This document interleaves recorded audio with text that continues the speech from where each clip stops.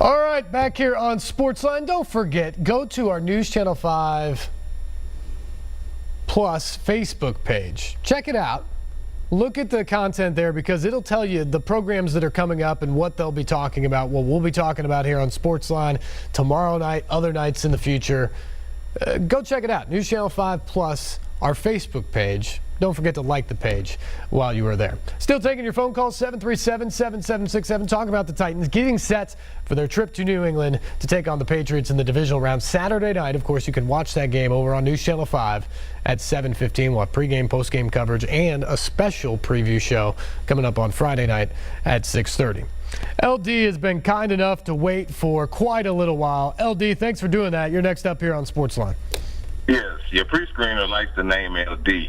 But let's get past the vegetables onto the meat and potatoes. During the combine, Jameis Winston, Mr. Marcus Mariota, Sean Mannion, Bryce Petty, and Brett Hundley were the top 5 combine quarterbacks coming in. Jameis, of course, went to Tampa Bay, and the Tennessee Titans, our team, drafted Marcus Mariota. Let's get past all the tenacity in our quarterback. He is our quarterback, Tom Brady. This guy's old. He's going to throw the short receivers. They're short. He's going to hand the ball off to short running backs. They're short. He's going to wind all the way back to complete passes to his best receiver, Gronkowski. We all know what we're going to see from Tom Brady and the Patriots. What I mean by showing you the top 5 is our quarterback, Marcus Mariota, now has won 18 games. And he is about to show you, after completing the Kansas City comeback, that he can throw the ball anywhere. We're just going to see if we complete passes. I think we get hyped with the defense. We get hyped with the offense scoring points and winning games, that we don't get to the point. They're dropping balls. They can't win in New England dropping balls. No one has ever did it. And that short guy that's on the offense that I was talking about earlier, he'll dominate in that type of game.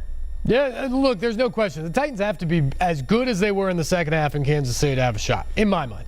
The defense, look, they're not going to shut out Tom Brady and company, but they've got to be really good. They've got to get off the field when they have opportunities on third down, maybe come up with a turnover somewhere in the course of the game. And the offense can't shoot themselves in the foot, and they've got to make those plays. You talked about it, the drops. If you eliminate the drops from this Titans team this year, Mariota's numbers look totally different. You lose a couple interceptions, you gain 5 or 6 touchdowns on the year. It's still not his best season because of the injuries and some of the other things, but it looks totally different.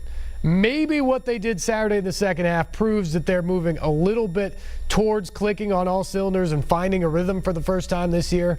But that's been their issue, is being able to do that consistently, have that performance where the running game is going and the passing game is clicking. They're converting on third down, they're extending drives, and then they're scoring touchdowns, not field goals. Those have all been issues for the Titans this year, where one thing may work, but then the next thing doesn't. On Saturday, it finally clicked. Finally got going on all cylinders. That's the type of performance they need from here on out in the playoffs. Back to the phones we go. Say hello to David. David, thanks for the call. Yes, I have noticed on some plays and in some games that the middle part of the half of the Titans, that sometimes I can land a helicopter there. And I figured that sometimes sometimes a Cyprian, goes in chase of the quarterback. And when he does that, there's some space that is left at the back.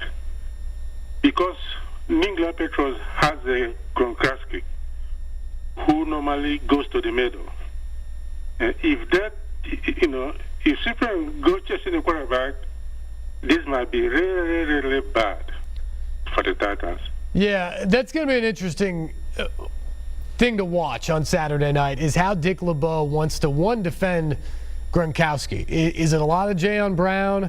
Is it a Wesley Woodyard or an Avery Williamson who have struggled at times in their career in pass coverage against tight ends? Do you bring Kevin Byard up to do some of it here and there? I think you're going to see a mix and match of some of those guys, but who they go to the most will be fascinating to me in that matchup against Gronkowski. Because remember, Kansas City had a real potent tight end who hurt them early in the game, but then Travis Kelce got a concussion in the second quarter.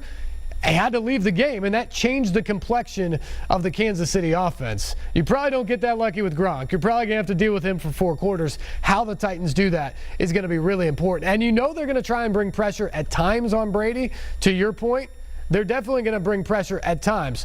But where that pressure comes from and what that exposes will be interesting, because do you bring a safety who maybe otherwise would have that responsibility on Gronk, or a linebacker that opens up the middle of the field where those crossing patterns so often are?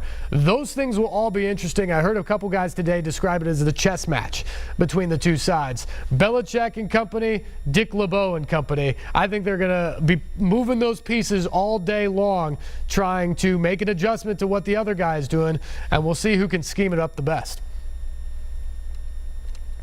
Back to the phones. Let's say hello to Steve. Steve, thanks for the call. You're next up here on Sportsline. Hello, Steve. I'm here. Yeah, go ahead. You're on the air. Well, thank you very much. I wanted to give a call in tonight. The Titans, I feel like, really need to make something happen and go on board and make something happen as far as the Kelce or the Gronkowski. A couple of people have talked about taking them out of the game, which I don't think is going to happen. But if we can get in his head and try to make some different things, get him agitated enough that he throws himself out of the game, or maybe put a bunch of pressure on Brady where he loses his grip back there behind the line of scrimmage, and make something different happen in the ball game, I think we have a good chance of winning this game. Yeah, it'll be interesting. There are not many people who think they have a chance. So the Titans are going to have to go in there. They're going to have to be disciplined. They're going to have to play well defensively. They're going to have to play well on the offensive side of the ball, Steve. And, you know, we'll see. Again, I think what you're hoping for if you're the Titans is you want to go in there, you want to get your feet wet. You cannot afford to get down the way they did in Kansas City. You want to muddy up the game, shorten the game, like second half in Kansas City. Titans had 4 possessions. That was it, 4 possessions.